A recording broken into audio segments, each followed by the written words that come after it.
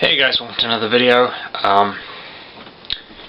and this is the 5th and final vlog for Marked. Do you have to? Really? We're just gonna kind of pick up right where we left off. Chapter... Really? Sit.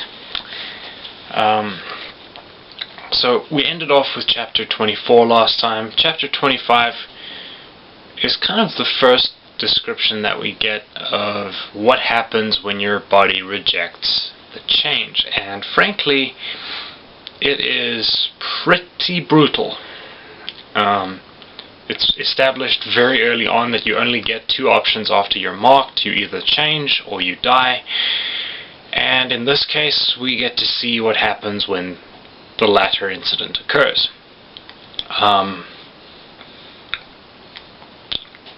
And this is kind of a spoiler, so if you haven't read the book, then this is kind of your warning. Although, if you haven't read the book and you're already watching these vlogs, I've talked about a couple of very specific aspects. Pretty sure I've spoiled the book a couple of times. It happens to Elliot. So that annoying kid that didn't do anything, that really just drove everybody nuts, he dies in this chapter, and Zoey kind of describes how he's slumped over his desk, and then he starts to cough, and then the coughing gets worse, and he starts like spitting blood, and so he's bleeding out of his eyes and his mouth and his nose, and he's scared and he's crying, and it's kind of a weird thing, because you're looking at this and going, this is a kid who irritated everybody, but you feel bad for him regardless, because, well, now he's a scared kid. He's not a vampire fledgling, really.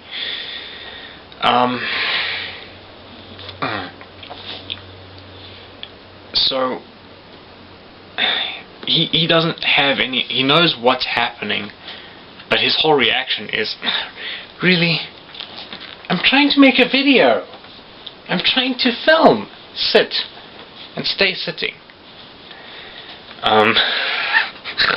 Oh, really? So Neferet comes in. Elliot is kind of given something for the pain and carted off to the infirmary, and Neferet basically gives this speech where she says, I could tell you he's going to be fine, but that would be lying, and I don't want you to think, I want you guys to know that I'm not going to lie to you as your priestess. Which, to a point, I understand, but she talks about how his memory will be honored, or how she wants everybody to live and have such a legacy that they're remembered as good people. Which, while a nice touch, it felt like her talking about, oh, well, look, I'm your high priestess, so I want you guys to know that I'm not going to lie to you.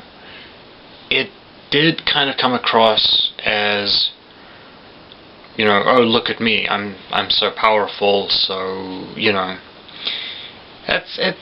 That's just kind of how it came across to me. I don't think that was the author's intention. Really?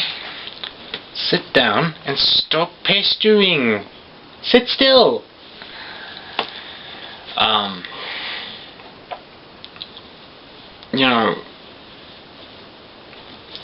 And then we get this whole thing at the end of the chapter where we figure out that Zoey may have actually imprinted with Heath. I talked about that in one of the previous vlogs. If you haven't seen the previous ones, they're in the cards. I'll have the cards linked somewhere on screen. He basically has left a whole lot of very cringy voice messages and text messages, which, that's not creepy or anything, it's just kind of a thing that guys do, I guess. At least that's how it seems in this case. Maybe I'm reading too much into it. Anyway, really, come on. Set. Let me just move down my notes a little bit here. Whoops. Okay, there we go. Right, so chapter 26 kind of picks up immediately after the end of 25. Really? There. You're being loved on. Everyone's kind of a little bit shell-shocked, and Zoey still has to do the Dark Daughters ritual, is it Samhain or Samhain, the Halloween ritual.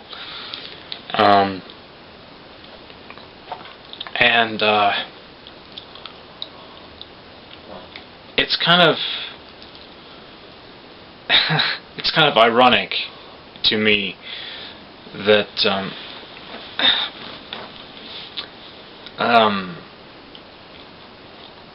that it happens on Halloween, but at the same time it's kind of not, because, well, witching hour and vampires and nocturnal activity and such. Zoe's friends, Damien and the others, try and talk her out of going and say, you know what, we think we should be with you, and she's still a little bit freaked out. Hey, you're shaking the bed, you silly dog. She's a little bit freaked out from her previous ritual still, so she kind of tells him off and says, look, I don't want you there, which of course makes her feel terrible. But anyway, speaking of the ritual, oh boy, there's some serious stuff in this that needs to be kind of addressed, really.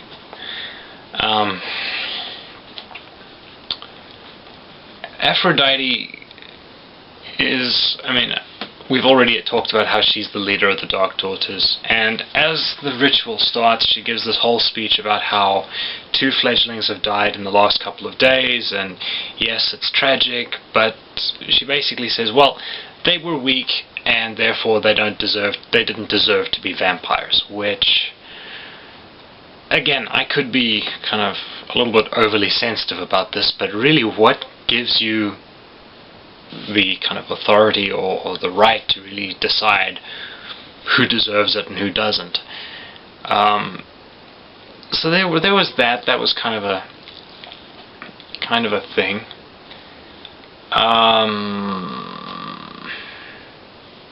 She also talks about how she won't allow that kind of weakness into her ranks if she becomes High Priestess, which kind of irritates Zoey a little bit. And following this, they leave the campus as part of their ritual, where things kind of go south very quickly. They end up in this museum's, I think it's a garden or something. And there's kind of this thing where Zoey and Eric have this discussion. Zoey recognizes the museum they're in and says, look, we're going to get in trouble if we get caught here. And Eric says, don't worry, the guards have been drugged. And quite rightly, Zoey's a little bit bothered by the fact that he's so casual about drugging humans. Yeah. So there's that. They start the ritual. Aphrodite casts her circle. She's calling on spirits and such, and burns sweetgrass. And from here things go south very quickly. So she burns the sweetgrass, and for those, I'm not too familiar with this, but my understanding is that sweetgrass is it is used in circle casting, but you generally want to burn something else, something sage specifically, first. But yeah, so she burns this sweetgrass. She talks about summoning these ancient vampire spirits to honor them, and then Zoe's almost ex-boyfriend Heath shows up, and oh boy, he very narrowly avoids a punch-up with Eric, and then the vampire spirits attack him, which kind of leads to a bigger problem when Aphrodite's circle falls apart. Basically, everybody who's representing an element in the circle runs for the hills because, well, you know, they didn't quite fancy being lunch for, or dinner rather, for ancient vampire ghosts. And Zoey and Damien and the others show up, and they help Zoey to kind of commandeer the circle. And Zoey very promptly brings the spirits under control, and basically says, "Look, here's your offering," and she offers them the offering that they were going to have that they would have gotten, and then tells them off when they refuse to cooperate. Which I thought that was pretty cool. She's kind of like this kid, but she's, you know, yelling at ghosts to kind of, look, we don't want you here, you don't belong here, kind of thing.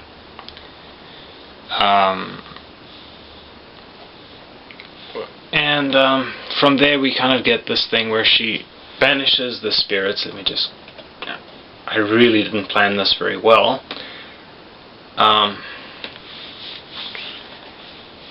She banishes these spirits, and then she and Aphrodite have another little confrontation, triggered by Aphrodite's kind of callous disregard for human life, frankly. Heath is badly injured in this attack. He's been basically cut to shreds, and she basically says, look, you know, leave him there, the guards will find him, we have to go, we have to get out of here, we have to kind of escape, or whatever it is, get away. And Zoey says, well, you know, to hell with that, you know, that's exactly the reason I'm taking over. And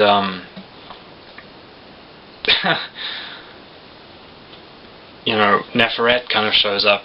Aphrodite says, well, look, you know, only Neferet can actually change leadership, and Neferet subsequently appears and does exactly that. Now, here's the funny part that I kind of when it comes to the ritual specifically, and she's burning the sweetgrass. At the time when I read this the first time, I didn't actually know much about this aspect, and to be fair, I still don't. But apparently, when you're doing a circle casting or any kind of anything to do with spirits, really, you burn sage to sort of cleanse or get rid of all the negative energy, and then you burn the sweetgrass to bring in the positive or the good spirits. And Aphrodite didn't burn sage, she burned sweetgrass directly, and of course, because sage wasn't burned, she just attracted pretty much any ghost in the area or summoned any spirit. And of course, as Zoey mentions, any doesn't always mean good, so she basically like chews Aphrodite out for that, announces that she's taking over, and Neferet backs her up. And then subsequently Aphrodite of course loses her rank. Zoey gets the rank that Aphrodite lost, and that's kind of where the book ends, really. Having read Marked again and having looked at specific aspects, I mean, there are definitely aspects to the book that people are going to take issue with. I've mentioned those in the previous vlogs. There are some other things here and there, just little pieces that don't really make sense. To me it's like, well, why would you only talk about imprinting or something like that when, you know, you're only like a 5th or 6th form or whatever it is? You know, surely you would want to kind of alert all your students and say, look, this is what could happen if you feed on a human. But at the same time, that is kind of covered fairly well in that, as Eric explains it, you're not supposed to be feeling bloodlust for human blood as a 3rd former or as a newbie. Having looked at specific aspects of the book, though, it's actually kind of given me a new appreciation for the book, if that makes sense. It's not perfect by any means, but, you know, it's a fun read. You know, as I said when I reviewed the book last year, it's a fun read. It's super light. You know, I've read this a couple of times before I did the vlogs.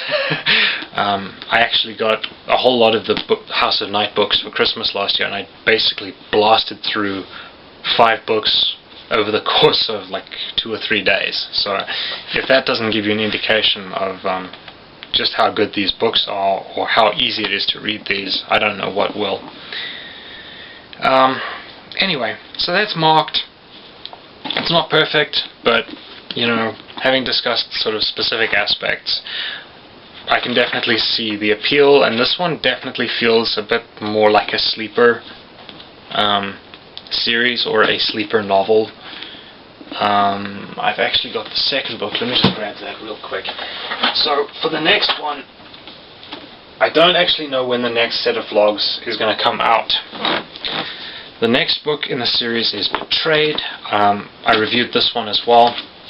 I don't know when this first vlog is going to come out.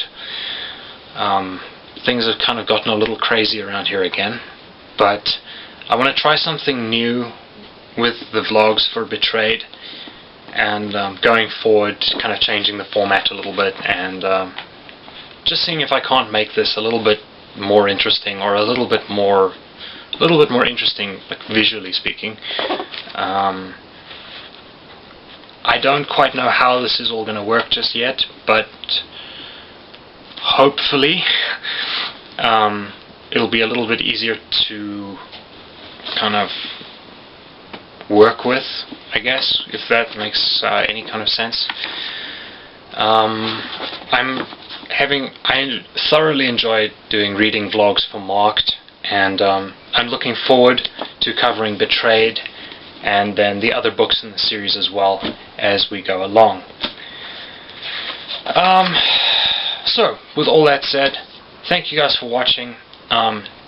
If you liked the video and you want to see more, definitely leave a like, leave a comment telling me what you thought. If you've read the book, if you haven't read the book, if you've got suggestions on little changes that I can make to the format, you know, drop all that stuff in the comment section. And as I say, if you want to see more of the stuff that I'm putting out, you know, hit the subscribe button, hit the little bell so that you are actually notified when I upload a video. YouTube's notifications are a little bit wonky. They don't always go out, so that'll kind of help out as quite a bit. Anyway, thank you guys so much for watching. Hope you enjoyed it, and yeah, I'll see you for the next one. Cheers.